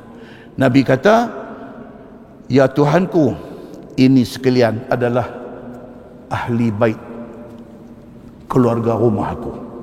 Nabi sebut macam tu. Maka sebahagian ulama kunci Ahlul Bait 5 orang ni aja. Begitu. Maka hadis itu menunjukkan ahli ataupun family Nabi itu ialah yang tersebut di dalam hadis itu. Kata ulama, sungguh pun Nabi SAW sebut 4 orang itu sebagai isi rumahnya, tetapi tidaklah hadis itu menafikan lain daripada itu sebagai bukan keluarga Nabi. Ada sebahagian ulama yang lain kata apa? No. Dia kata bukan 5 orang tu saja. Bila sebut Ahlul Bait ni, dia ada lagi. Sebahagian ulama kata, di antaranya siapa dia? Imam An-Nawawi rahimahullahu ta'ala, imam dalam mazhab Syafi'i. Dia kata apa? Yang dikatakan Ahlul Bait itu ialah satu, Nabi sendiri. Yang kedua, semua anak-anak Nabi. Bukan Fatimah sahaja. Nabi ada anak perempuan nama Zainab. Nabi ada anak perempuan nama Ruqayyah. Nabi ada anak perempuan nama Ummu Kulsum. Nabi ada anak perempuan nama Fatimah. Semua tu Ahlul Bait. Itu semua keluarga Nabi. Nabi ada anak laki-laki. Bahkan Nabi ada lagi keturunan Bani Hashim dan Bani Abdul Muttalib. Maka Imam An-Nawawi, dia kata Ahlul Bait ialah selain daripada 5 tadi, termasuk juga adik-beradik kepada Fatimah yang menjadi anak Nabi, termasuk juga keturunan Bani Hashim dan Bani Abdul Muttalib. Penting nak tahu siapa Ahlul Bait ni. Penting. Pasal apa? Pasal mereka ni semua tidak boleh terima zakat. Dia ada kesan hukum daripada ditentukan siapa dia Ahlul Bait. Mereka ni tidak boleh terima zakat. Kalau bagi zakat dekat mereka, zakat tidak sah. Muslimin dan muslimat yang dirahmati Allah sekalian, tuan-tuan, mereka ni semua orang hebat-hebat. Kita tengok hadis. Di antara hadisnya apa dia? Hadis riwayat daripada Sahal bin Sa'ad radhiyallahu anhu. Dia kata, in kanat ahabba asma'i Ali radhiyallahu anhu ilaihi la Abu Turab. Ni nak cerita tentang Ali, betapa Ali ni dia cukup sayang Nabi, dan betapa Nabi ni cukup sayang dekat Ali. Dia mai dalam satu hadis riwayat daripada Sahal bin Sa'ad radhiyallahu an. Sahal bin Sa'ad ni sahabat Nabi. Dia mati lambat, dia umur tua baru mati, tahun 88 Hijrah baru mati Sahal bin Sa'ad ni. Baik, dia kata apa? Ni nak cerita, dia kata dekat hampa tentang Sayyidina Ali. Yang kata Sayyidina Ali bin Abi Talib ini, dia cukup syok kalau orang panggil dekat dia Abu Turab. Abu maksud dia apa? Bapa. Turab maksud dia apa? Tanah debu ni, turab. Dia suka orang panggil dekat dia Abu Turab, bapa kepada tanah debu. Pasal apa yang dia pergi suka sangat orang panggil dia Abu Turab? Dia kata, wa in kana la yafrahu an yud'a biha. Ali ni cukup seronok kalau orang panggil dia Abu Turab. Dia cukup seronok. Wa ma sammahu Abu Turab illa Nabi sallallahu alaihi wasallam. Yang bagi nama dekat dia Abu Turab itu ialah Nabi sallallahu alaihi wasallam. Pasal itu dia suka. Pasal Nabi yang panggil dia Abu Turab. Macam mana Nabi panggil Abu Hurairah tu, macam itulah Nabi panggil dekat dia Abu Turab. Kerana Nabi bagi gelaran tu kat dia Abu Turab. Padahal nama tak syok pun. Bapa kepada turab, kepada tanah debu. Apa benda yang syoknya? Tapi dia syok. Pasal apa? Pasal Nabi bagi. Itu dia. Muslimin dan muslimat yang dirahmati Allah sekalian. Seronok dia bila orang panggil dia Abu Turab.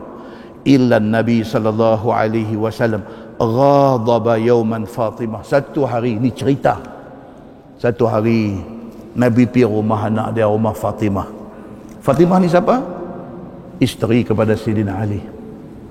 Rumah dia tang mana? Rumah dia belakang rumah Nabi je. Kalau kita pergi Masjid Nabawi, makam Nabi tu rumah Nabi. Balik belakang balik tu. Tuan-tuan pergi balik belakang daripada makam Nabi tu, dia ada satu macam platform. Dia raise up satu platform, bagi dulu baca Quran kat atas tu. Dan tu tempat dia panggil ahlu suffah. Sahabat-sahabat Nabi hak miskin-miskin ni pakai duduk-duduk situ. Daripada situlah boleh akses masuk ke rumah Fatimah dengan Ali bin Abi Talib. Situ aja rumah. Makna daripada rumah Nabi ni belaga pungkong dengan rumah Fatimah. Satu hari Nabi keluar dari rumah, mai rumah Fatimah. Kebetulan hari Nabi SAW sampai itu, Fatimah dengan Ali ni ada sikit krisis. Pasal apa tuan-tuan? Pasal manusia. Biasalah. Orang kata apa? Lagi lidah lagi tergigit. Ni kan pula suami isteri. Ada apakah sikit satu benda sudah merajuk sikit. Ali bin Abi Talib ni, dia keluar daripada rumah dia. Fa kharaja fattaja'a ila al-jidar ila al-masjid. Dia keluar daripada rumah tu, dia pergi masjid. Masjid tahu mana? Tepi tu juga. Dua keliting kot tu. Keluar dari rumah dia, dia pergi dekat dinding masjid. Dia pergi duduk sandang di dinding masjid tu, terlena pergi tu pada muka. Bini marah, keluar pergi lena orang senang. Kan? Kita lah ni lah. Bini pergi apa kan, style tu keluar pergi pada muka. Keluar pergi duduk kena kopi, kedai kopi apa-apa semua, telefon pun tak angkat, tak tepi gitu. Pada muka. Ali bin Abi Talib ada sikit clash dengan Fatimah, keluar pergi masjid. Pergi tidur duduk sandang di masjid. Masjid pada masa tu tak ada kapet macam ni. Masjid pada masa tu tak ada lantai kayu. Masjid pada masa tu tak ada lantai mozaik. Lantai tanah aja. Jadi pergi duduk di lantai masjid tu, berdebulah badan dia. Nabi SAW mai di rumah, Nabi tanya Fatimah, mana Ali? Dalam riwayat lain kata Fatimah tunjuk tu keluar. Ada krisis sikit. Nabi keluar pergi. Faja'ahu Nabi sallallahu alaihi wasallam yatba'uhu. Nabi keluar pergi ikut cari tahu mana menantu dia duduk. Nabi ni sayang kat menantu ni. Keluar pergi tengok. Faqala Nabi sallallahu alaihi wasallam, huwadha muttaji'un fil jidar. Oh, Nabi kata hang duk tani ke? Keluar dari rumah, mai duk tidur berguling atas lantai debu ni. Faja'ahu Nabi sallallahu alaihi wasallam wamtala'a dhahruhu turaban. Masa Nabi sampai tu, belakang dia ni penuh debu. Pasal dia pergi tidur atas lantai tu. Belakang dia penuh debu. Faja'ala Nabi sallallahu alaihi wasallam yamsahu turab an zahri. Nabi pergi buang debu belakang menantu dia Sayyidina Ali ni. Dah tengok Nabi macam mana penyayang. Dia bukan sayang anak saja, menantu pun dia sayang. Dia tahu dah ni ada krisis, dia pi, dia tak tambah api, dia tak buat bagi jadi rosak, dia pi dia kata hang duk tang ni, dia pi gabui debu ada belakang badan Sayyidina Ali. Faja'ala Nabi sallallahu alaihi wasallam yamsah at-turab an zahri wa yaqul, sambil duk gabui debu Nabi kata, ijlis ya Aba Turab. Nabi kata tak apa, duduk wahai Abu Turab. Nabi sebut Abu Turab tu, start pada tu orang semua panggil Ali ni Abu Turab. Dan Ali seronok. Nabi yang bagi gelar tu dekat dia, seronok dia. Tuan-tuan, nak cerita kata Nabi sayang Ali, dan Ali cukup sayang kat dia apabila Ali suka orang panggil dia Abu Turab, kerana itu yang diberi oleh Nabi sallallahu alaihi wasallam. Fatimah pula macam mana? Fatimah ni satu hari, hadis riwayat daripada Aisyah. Aisyah kata kami duduk sama-sama isteri Nabi ni. Nabi duduk ada. Nabi sembang dengan bini ramai-ramai ni. Tengah-tengah duduk sembang, fa aqbalat Fatimah alaiha salam tamshi. Fatimah mai. Hadu anak ni semua isteri Nabi. Dengan Nabi duduk di situ. Tentu Fatimah masuk mai. La wallahi. Aisyah kata apa? Wallahi, demi Allah, ma takhfa masyiatuha min misyati Rasulillah sallallahu alaihi wasallam. Aisyah dalam hadis ni dia kata apa? Demi Allah, dia kata wallahi, Fatimah anak Nabi ini, cara berjalan dia, cara dia langkah, cara dia berjalan ni sebiji macam cara Nabi sallallahu alaihi wasallam berjalan. Dia copy paste cara Nabi berjalan. Tuan-tuan, kita semua ni ada cara berjalan. Kita tak sedang, orang sedang. Kita tak sedang. Kan? Cara jalan tu. Macam-macam, saya ada sebut lah. Macam-macam. Kan? Ada cara dia. Orang tahu dah. Dia tak tengok muka, tengok ke belakang, tahu dah siapa dia. Fatimah ni, cara dia duk berjalan, dia melangkah ni, macam Nabi. Siapa kata? Aisyah radhiyallahu anha kata, sebiji cara jalan macam jalan Nabi sallallahu alaihi wasallam. Itu satu. Falamma ra'aha rahaba. Aisyah kata, yang kata Nabi sallallahu alaihi wasallam pula ni, tengah duk bercakap ni, isteri-isteri semua duk ada, dia nampak Fatimah mai. Nabi nampak aja Fatimah mai, bangkit pergi sambut Fatimah ni. Allahu akbar. Nabi sallallahu alaihi wasallam, sudahlah Nabi bapa, dia bangkit tunjuk hormat anak dia. Fatimah mai, Nabi bangkit, rahaba, Nabi sambut, Nabi berdiri panggil dia. Faqala Nabi marhaban bibnati. Nabi kata marhaban, selamat datang wahai anak perempuan aku. Tengok akhlak Nabi sallallahu alaihi wasallam. Nabi ni dia bukan buat-buat. Tadi kita sebut tadi tasannu', buat-buat. Nabi dia bukan buat-buat. Itu karakter dia. Itu akhlak dia. Itu sifat dia. Bila orang tengok pun orang tahu natural benda tu. Berbanding dengan orang yang buat-buat ni, orang yang tengok tahu kata buat-buat. Dia tahu, dia tengok alah dia ni aku. Orang tahu pasal apa? Pasal tak natural. Nampak tasannu', nampak dibuat-buat tu, nampak. Nabi sallallahu alaihi wasallam, Fatimah mai, dia bangkit berdiri, dia sambut Fatimah sambil berdiri. Dia kata pula marhaban bibnati. Marhaban, selamat datang wahai anak perempuanku. Summa ajlasaha an yaminih. Suruh Fatimah duduk sebelah kanan dia. Isteri-isteri duk ada, so Fatimah duk belah kanan dia. Hadis tu panjang, saya ringkaskan. Nabi bisik dekat Fatimah. Bisik. Isteri-isteri lain tak dengar. Pakat duk tengok ni apa hal pula dua beranak ni. Bisik. Tentu Fatimah menangis.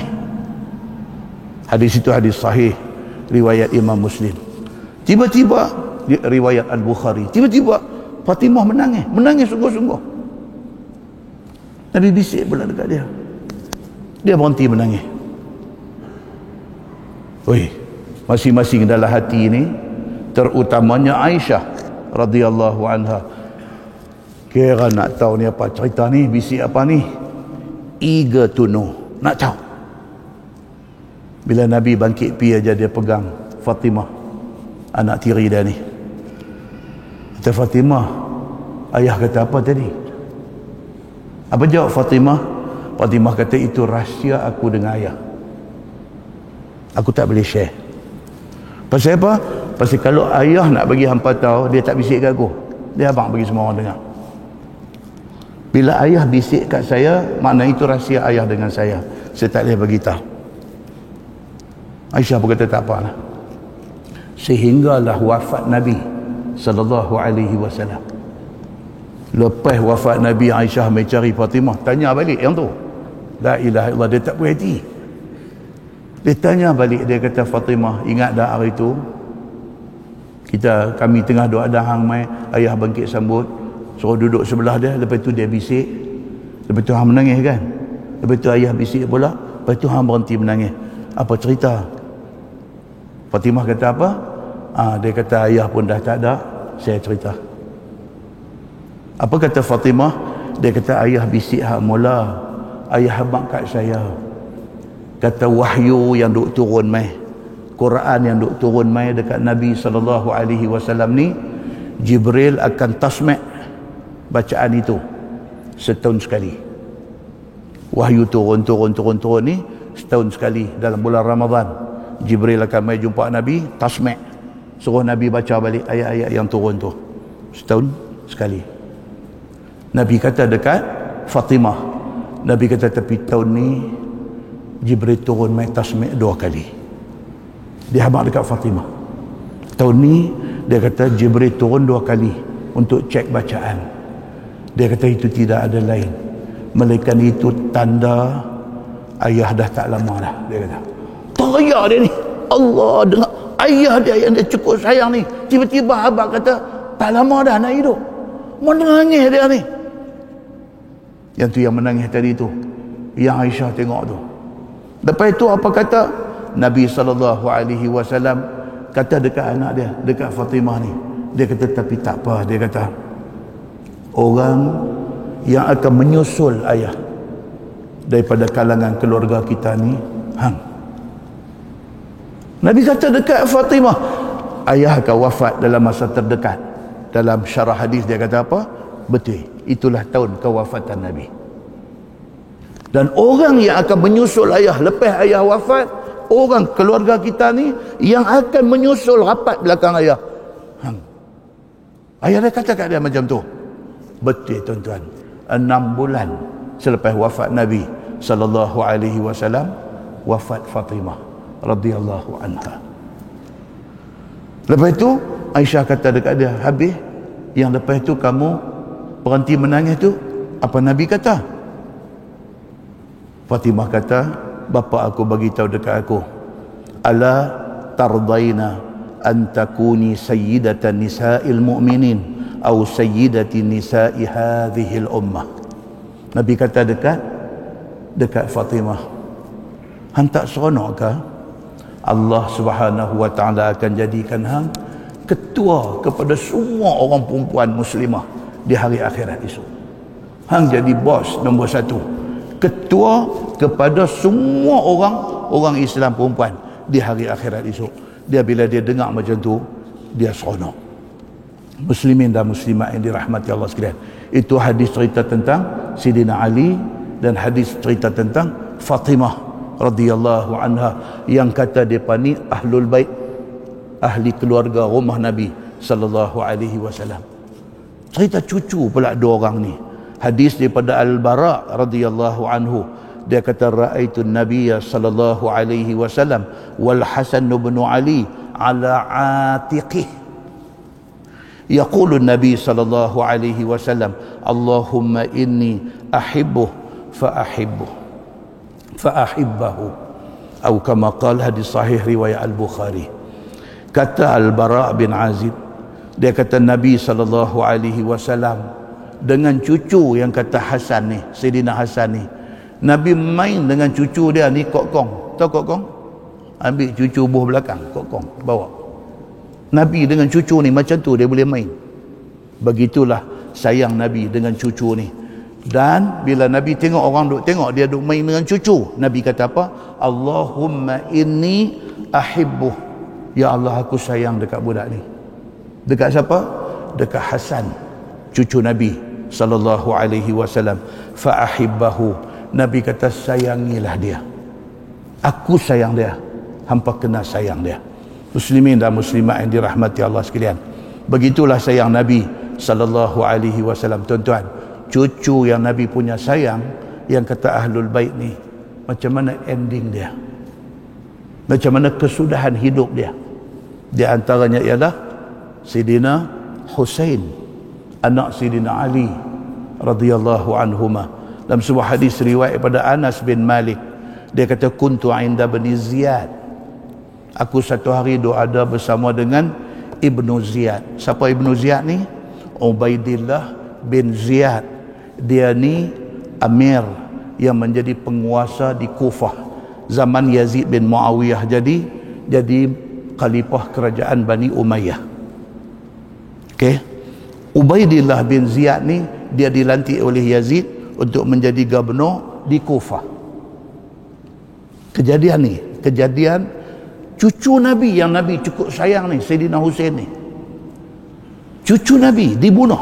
Tuan-tuan, dahsyat tuan-tuan. Husain anak Sayyidina Ali ni, apabila berakhirnya tok wan dia Sayyidina Ali bin Abi Talib, startlah kerajaan Bani Umayyah. Muawiyah bin Abi Sufyan naik jadi khalifah. Bila mati Muawiyah bin Abi Sufyan, naik anak dia Yazid bin Muawiyah.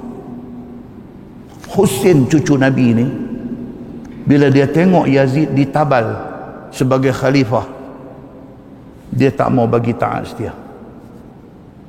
Dia tak mau bagi bai'ah kepada Yazid.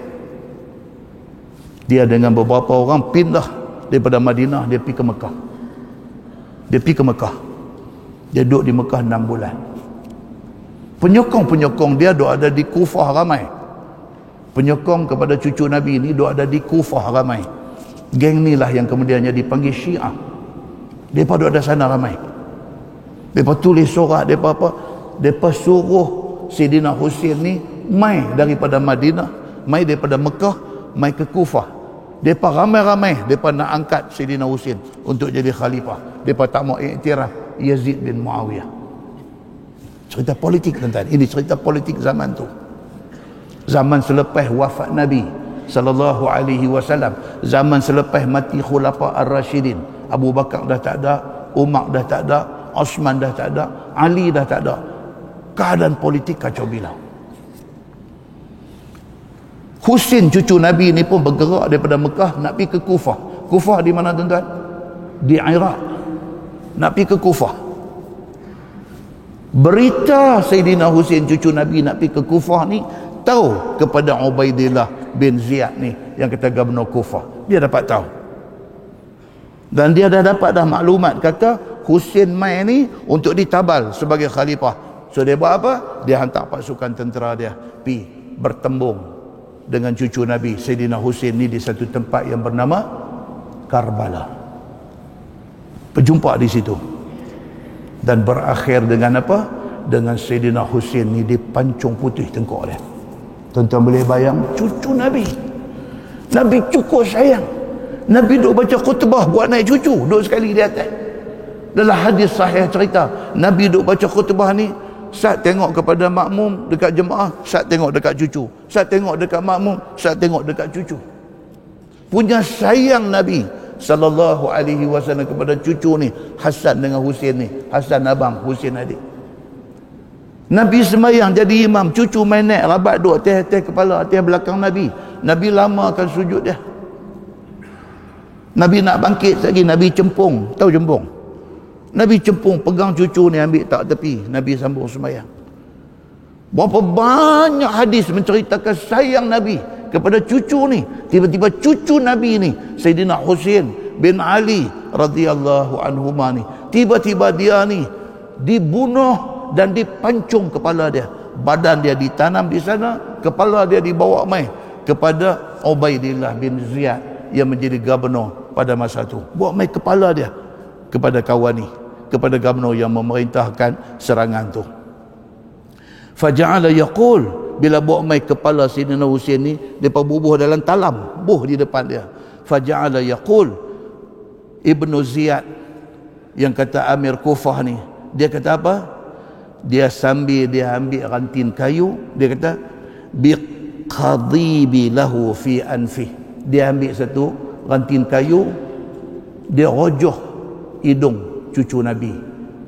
Kepala duk ada dalam talam tu, dia rojoh dengan kayu di hidung tu. Wa yaqul, dan dia kata dengan nada mengejek. Dia kata dengan nada mengejek, dia kata ma raaitu misla hadza husnan. Aku tak pernah tengok orang handsome macam dia ni, macam budak ni, sambil duk tonyoh dengan ranting kayu ke hidung cucu Nabi sallallahu alaihi wasallam. Qultu, Anas bin Malik duk ada di situ pada masa tu. Dia tengok orang duk buat dekat cucu Nabi macam tu. Dia kata apa? Innahu kana min ashbahihim bi Rasulillah sallallahu alaihi wasallam. Dia kata dekat khalifah, ini cucu Nabi. Dia sangat mirip, sangat iras dengan muka Nabi sallallahu alaihi wasallam. Tuan-tuan, yang kita nak ambil pengajaran di sini apa dia, tuan-tuan? Kebencian jangan disemai dalam masyarakat. Kebencian jangan disemai dalam masyarakat. Orang macam saya duk bercakap di atas masjid, orang duk mai dengar. Jangan sekali-kali saya masukkan doktrin kebencian di dalam hati orang yang dengar ni kepada sesama Islam. Jangan. Kerana kita duduk dalam satu geng, kita cuba bercakap nak ajak orang yang dengar ni benci lagi satu geng. Jangan. Kerana kebencian ini ataupun hatred, orang putih kata hatred, kebencian ini dia membawa akibat yang sangat buruk kepada masyarakat Islam. Jangan, tuan-tuan. Daripada satu cucu Nabi yang Nabi cukup sayang, kerana kebencian dia boleh buat macam tu kepada cucu Nabi sallallahu alaihi wasallam. Tak kira kita ni berbeza apa, dari segi parti politik ke, dari segi ideologi apa ke, kita ada perbezaan. Tak kira apapun perbezaan kita, jangan semai kebencian di kalangan sesama kita. Kita kena ada satu rasa Islam sama Islam ni saudara, supaya solidariti di kalangan orang-orang Islam ini menjadi satu kekuatan yang boleh menakutkan musuh Islam. Muslimin dan muslimat yang dirahmati Allah sekalian, kita bila bercakap tentang benda ni, intipati daripada peristiwa tu kita nak ambil. Apa dia inti dia? Tak mau ada kebencian di kalangan sesama kita. Muslimin dan muslimat dirahmati Allah sekalian. So yang dikatakan Ahlul Bait itu cerita dia. Anak cucu Nabi sallallahu alaihi wasallam, dan Imam An-Nawawi kata termasuk Bani Hashim dan Bani Abdul Muttalib. Baik, panggilan last ni dia kata apa? Utusan Nasrani takut berdoa laknat bermubahalah dengan Nabi sallallahu alaihi wasallam. Dia takut. Iaitu apabila dibacakan oleh Nabi sallallahu alaihi wasallam akan ayat Quran tadi, maka berkata mereka kepada Nabi, biarlah kami pulang, kami berkumpul sama-sama kami supaya boleh kami runding. Bila Nabi kata dekat mereka, mai kita pergi bermubahalah. Kalau hampa kata hampa betul bahawa Isa ni Tuhan ataupun anak Tuhan, dan aku kata dekat hampa Isa ni hanyalah Nabi, dia tak ada sangkut paut dengan ketuhanan. Hampa kata hampa betul, hampa kata aku salah. Aku kata aku betul, aku kata hampa salah. Lah ni tak selesai masalah. Jom kita pi bermubahalah. Allah menjadi saksi. Kita bercakap, Allah menjadi saksi bahawa sesungguhnya apa yang aku kata betul, Nabi kata, dan hampa salah. Kalau sekiranya aku salah, hampa betul, aku sedia untuk menerima akibat daripada sumpah laknat ini. Jom. Bila Nabi cabar macam tu, puak-puak Nasrani Najran ni, dia kata, okey, tak apa Muhammad lah macam ni, kami balik bincang Ustaz. Kami balik bincang. Pekerjaan sama-sama berdoa minta turun laknat ke atas siapa yang bohong. Kemudian besok kami mai balik. Kami balik bincang, esok kami beritahu macam mana. Setuju tak setuju sumpah laknat ni. Maka tak kala berhimpun mereka sama-sama mereka berkata mereka itu kepada kepalanya, apa fikir tuan? Ni balik hidup sembang. Macam mana ni? Kita nak terima ke cabaran mubahalah daripada Muhammad ni? Kita buat seperti yang dikehendaki oleh Muhammad ataupun tidak? Macam mana? Maka jawab yang kepala ni, sesungguhnya sekalian kamu sudah tahu, sesungguhnya sekalian kamu sudah pun tahu bahawa sekalian orang yang beragama bahawa kita ini agama Nasrani, bahawa Muhammad itu pesuruh Allah. Lepas sembang sama mereka, betul Ustaz, kita ni orang Nasrani, dalam Injil memang bagi tahu dia ni memang Nabi betul. Hanya main-main kata, memang Muhammad ni pesuruh Allah. Maka jika kamu ikut seperti kemahuan dia, pastilah binasa sekalian kamu dengan tiada syak lagi. Jangan. Kitab kita pun bagi tahu Muhammad ni betul. Nabi cari pasal, dia kata, hampir sumpah laknat, sure Allah akan turun laknat dekat kita. Maka jika tidak mau sekalian kamu menurut seperti kemahuannya, maka pergilah sekalian kamu wadak akan dia. Lah macam ni, esok kita pergi jumpa dia, wadang. Wadang maksud dia apa? Kira goodbye, kami nak balik ya. Tak jadi, mubahalah tak jadi, kami nak balik Najran. Begitu. Dan pulanglah kita ke negeri kita. Maka pergi mereka itu kepada Nabi SAW. Tiba-tiba dijumpa mereka akan Nabi SAW duk dukung Sidina Husain. Di pipi Nabi tengah duk dukung cucu. Sebelah tangannya memimpin Sayyidina Hasan. Tu dia yang kata Nabi. Nabi dengan cucu ni, Allahu Akbar. Sebelah duk dukung Husain, sebelah duk pegang Hasan. Dan Fatimah berjalan di belakangnya, dan Ali berjalan di belakang Fatimah. Maksudnya apa? Nabi dah ready dah untuk mubahalah. Kemarin Nabi kata, hampa bawa semua kaum keluarga hampa mai, aku akan bawa kaum keluarga aku. Keesokan harinya Nabi dah pergi dah. Nabi bawa dah cucu dua orang, bawa anak, bawa menantu semua, Nabi dah pergi dah. Dan didengar mereka itu akan Nabi SAW bersabda kepada anak menantu dan kepada cucunya. Mereka sampai-sampai dengar Nabi duk bercakap dengan anak menantu dengan cucu ni. Nabi kata apa? Apabila aku berdoa, kamu ucapkan amin. Nabi nak buat sungguh lah. Ni yang takut. Nabi bukan melawak. Pi dengar Nabi duk kata, ni saat lagi berjumpa dengan puak Nasrani ni, aku nanti buat sumpah laknat. Aku doa aja, hampa semua pakai sebut amin.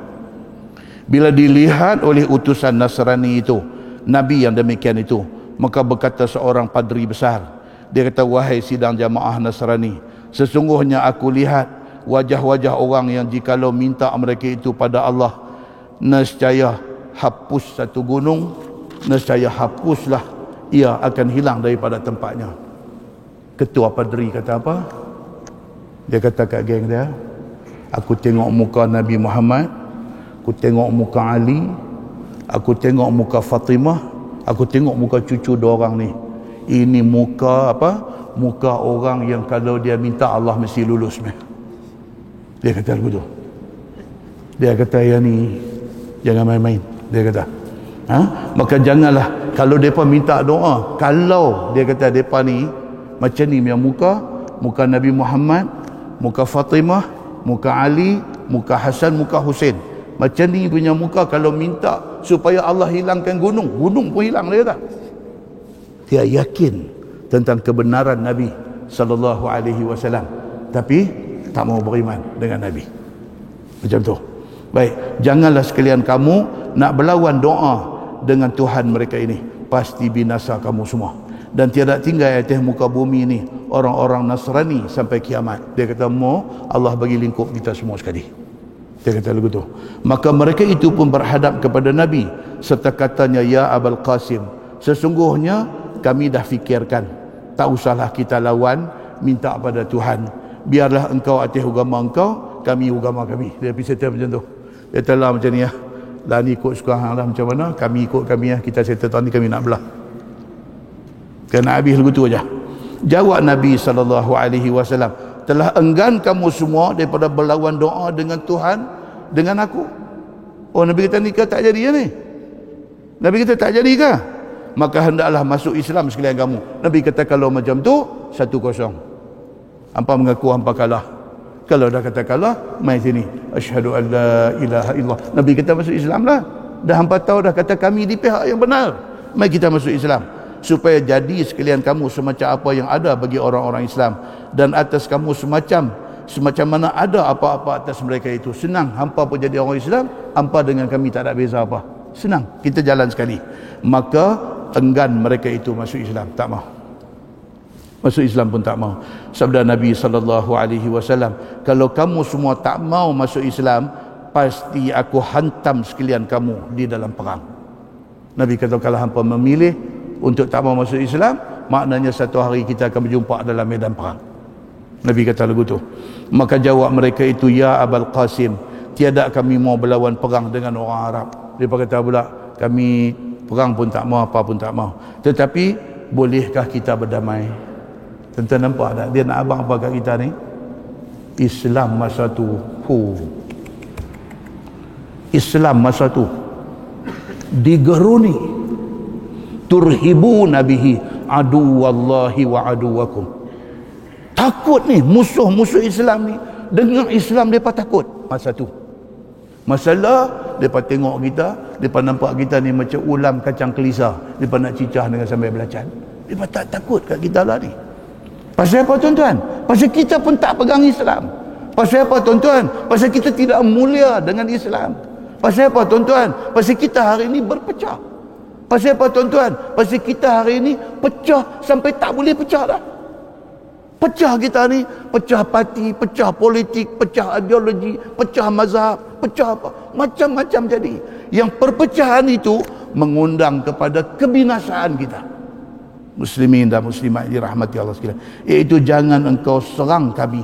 Masa tu orang Nasrani minta dekat Nabi, tolong jangan serang kami, dan jangan bagi takut akan kami, dan jangan engkau larang kami daripada ikut agama kami. Minta dekat Nabi, tolong jangan larang kami daripada kekal dalam agama kami, dan kami sanggup tiap-tiap tahun bayar ufti, bayar cukai sendiri. Nabi tak minta, mereka sendiri minta, tolong jangan serang kami, jangan buat apa kat kami, kami sanggup bayar cukai. 2,000 pasang pakaian, 1,000 kami bayar masa bulan Safar, 1,000 kami bayar masa bulan Rejab, serta 33 baju rantai. Ni hak nak bagi dekat Nabi ni, nak minta supaya jangan kacau mereka. Dan 33 ekor unta dan 34 ekor kuda perang. Maka diterima oleh Nabi SAW perdamaian itu, dan mereka itu pulang ke negeri Najran. Kembali mereka ke negeri Najran dengan semua kumpulan-kumpulan dia. Itu semua cerita daripada tafsir Al-Khazin pada mentafsirkan ayat 60 surah Ali Imran. Nah, wallahu alam. Lepas ni insya-Allah tuan-tuan, kita masuk sejahat-jahat orang mati kena bunuh itu ialah orang yang mati murtad. So kuliah akan datang insya-Allah kita akan menggarap isu murtad. Okey? Isu murtad. Kita nak cerita daripada awal. Apa yang kata murtad tu apa? Kita nak cerita macam mana sampai boleh jadi, apa benda yang boleh menyebabkan seseorang itu murtad. Yang kata murtad dengan perbuatan tu macam mana, yang kata murtad dengan perkataan tu macam mana, yang kata murtad dengan i'tiqad hati itu macam mana. Dan apa hukum yang Islam kenakan kepada orang yang murtad. Dan macam mana orang yang mati dalam keadaan murtad ni macam mana. Dari segi pengurusan mayat dia macam mana, kesudahan dia di akhirat esok macam mana, kita nak tengok. Kita ingat lagi dulu Malaysia dengan isu Lina Joy satu masa dulu. Lepas tu dia main pula isu apa, satu budak perempuan tu, lupa dah nama dia, Aisyah Bukhari, anak ustaz, anak Tok Imam, tiba-tiba boleh declare, kata tak mau Islam, nak tukar agama. Terkejut bapa ni ustaz, Tok Imam masjid. Tak pernah dia sangka anak dia yang dia asuh, yang dia bela dengan penuh kasih sayang, dengan diberikan pendidikan Islam secukupnya, dan budak ni kira dah boleh jadi ustazah, dah ada 4 senawi. Tiba-tiba satu hari balik habaq kat bapak dia, bapak, saya tak mahu dari Islam. Allahu Akbar, tuan-tuan. Terkejut, tuan-tuan. Meletup kes tu di Malaysia 25 tahun dulu. Terkejut. Ini yang dikatakan murtad. Murtad ini dia satu penyakit, satu gejala. Dia panggil riddah murtad. Kita akan tengok benda tu. Baik. Kemudian kita nak tengok pula tajuk yang akan datang ni. Quran ada cerita tentang manusia di hari akhirat esok. Ada yang berwajah bercahaya dan ada yang berwajah hitam legam. Apa maksud yang kata di hari akhirat esok ada orang yang Allah bagi muka dia bercahaya? Bercahaya macam mana? Dia nak cerita itu. Yang kata dia dibangkitkan, tiba-tiba muka dia sebam, hitam legam. Hitam legam macam mana? Dia akan bincang benda tu dalam ayat-ayat yang akan datang. Kuliah yang akan datang. Kalau dan kita akan tengok tentang yang dikatakan umat Nabi Muhammad ni special, istimewa. Apa istimewa dia? Itu tajuk akan datang. Apa istimewa yang kata umat Muhammad? Kita ni umat Nabi Muhammad. Kita ada rasa ke kita ni special? Apa special yang agama kata ada dekat kita? Benda tu dia akan bawa main. Quran kata apa? Hadis kata apa? Dia akan main pula perbincangan yang Nabi SAW kata, satafriqu ummati ala sab'in ala salasa wa sab'ina firqah. Umat aku akan pecah kepada 73 puak. Dia nak cerita tu, yang kata 70 puak ni, 70 tu apa? Ni tajuk yang akan datang ni. Kemudian dia akan main pula tajuk tentang Uhud. Satu, perang Uhud. Yang kedua, perang Uhud itu berlaku di kawasan Bukit Uhud, Jabal Uhud. Apa ada dengan Uhud ini? Apa ada dengan Uhud ini? Sehingga kan Nabi SAW bila buat contoh, Nabi buat contoh tentang Uhud. Nabi SAW tengok Bukit Uhud. Nabi kata, inna Uhudan jabalun yuhibbuna wa nuhibbuh. Nabi SAW bila tengok Bukit Uhud, Nabi kata, ini bukit ni, Bukit Uhud ni, ini bukit. Dia kata dia sayang kita dan kita sayang dia. Apa hal dengan Uhud ni? Dia akan main cerita tu esok. Kita pergi haji dah, kita pergi umrah dah, kita dah tengok dah Bukit Uhud. Apa yang kita tahu tentang Uhud? Nabi kata kalau ada kematian, kamu iring jenazah, kamu semayangkan jenazah, dan kamu hadiri pengkebumian jenazah, kamu dapat pahala 3 qirat. 3 qirat tu apa dia? Satu qirat itu seumpama Bukit Uhud. Nabi kata. Pusing pi pusing mai Bukit Uhud. Uhud. Apa istimewa Uhud ini? Itu tajuk yang akan datang insya-Allah. Mudah-mudahan Allah bagi peluang kat kita. Bulan puasa bulan 4. Tu ada 2 kuliah lagi kalau tak terpeleot. Kalau tak jadi apa-apa. Kalau tak jadi apa-apa, bulan 2, bulan 3 dan 2 kuliah lagi, danlah kita tengok apa yang kita sebut di dalam kuliah-kuliah yang akan datang insya-Allah. Kita tangguh dengan tasbih kafarah dan suratul Asr. Bismillahirrahmanirrahim. Wal 'asr innal insana illa allazi